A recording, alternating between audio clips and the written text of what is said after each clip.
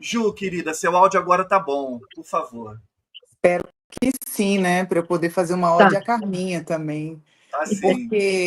Porque o que a Carminha e Dona Carmen sempre me inspiraram, todas as vezes que a gente entrou em contato aqui em Brasília, a Carminha foi no lançamento do meu livro, eu quase infartei, estava gravidíssima, assinando os livros. Quando eu olho para a porta, entra a Carminha, assim. São coisas lindas, Carminha. Eu acho que você e a sua mãe inspiram amor. E isso me remete muito ao sentimento que eu tenho do Renato como ser humano, sabe? Porque eu falo muito no livro dessa dicotomia, né? Da divisão do Renato Manfredini Júnior e do Renato Russo. E aí eu vou ter a oportunidade de perguntar para você pela primeira vez, a gente vai falar sobre isso, a gente nunca conversou sobre isso.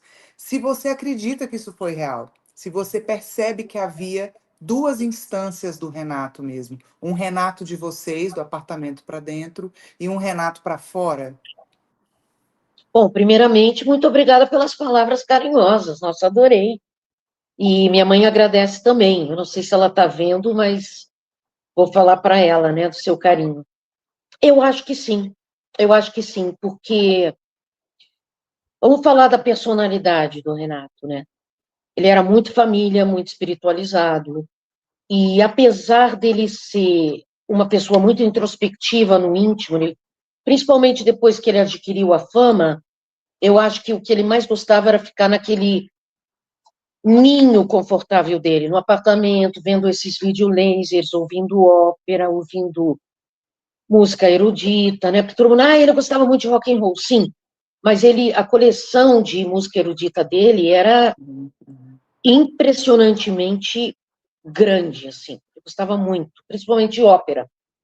Ele tinha, e muito ópera moderna, que ele tinha uma coleção muito vasta de videolasers. E tinha o Renato Russo externo. Então, ali ele dançava e fazia aquilo tudo. Eu acho que tinha, assim, é como se a gente pegasse, assim, o Ney Matogrosso, né, que dizem que é uma pessoa extremamente tímida e ele no palco se solta completamente. Mas o meu irmão também, quando ele adquiria confiança nas pessoas, e ele tinha uma intimidade, principalmente com amigos bem íntimos, Luiz Fernando Borges, pessoal do clube de cinema, amigos que ele amava quando ele vinha em Brasília, quase que na surdina para ver esses amigos, né? Ele tinha um lado muito extrovertido, muito extrovertido. Era uma pessoa que muito cômica, tinha um dom de imitação muito grande, ele sabia imitar qualquer um, que ele tinha uma facilidade com línguas, então ele tinha facilidade para entonações, pronúncias, inflexões, então você chorava de rir com ele. Ele tinha um lado muito engraçado, mas ao mesmo tempo era muito tímido. Então eu acho que essa persona do Renato Russo, de certa forma, pode ter sido muito bom para ele, Juliana, porque ele se descobriu no palco, apesar de que ele tinha pavor de palco, ele tinha pânico. Vocês sabem disso, quem leu, e quem sabe, né, da história do Renato, ele tinha paura mesmo, falando em italiano aqui, da nossa família. Tinha pavor, ele não gostava de palco. A partir do momento que ele entrava, aí tudo bem. Mas quantas vezes a gente achou que ele não fosse fazer o show? Então, tem essa coisa que você falou, né? Essa diferença aí de personalidade. Não sei se eu consegui responder, mas talvez tenha uma diferençazinha. Apesar, posso complementar com outra coisa? Claro. Apesar de que, desde 15 anos, ele criou a banda fictícia, que se chamava 42nd Street Band, né?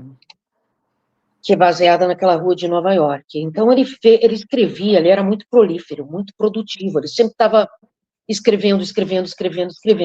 E na época da doença que ele teve, a epifisiólise, ele ficou acamado e, primeiramente, ele ficou acamado, sem poder andar, sem poder se mover, e depois ele ficou de cadeira de roda, inclusive ia para o marista de cadeira de roda, e depois ele ficou muito tempo de muleta.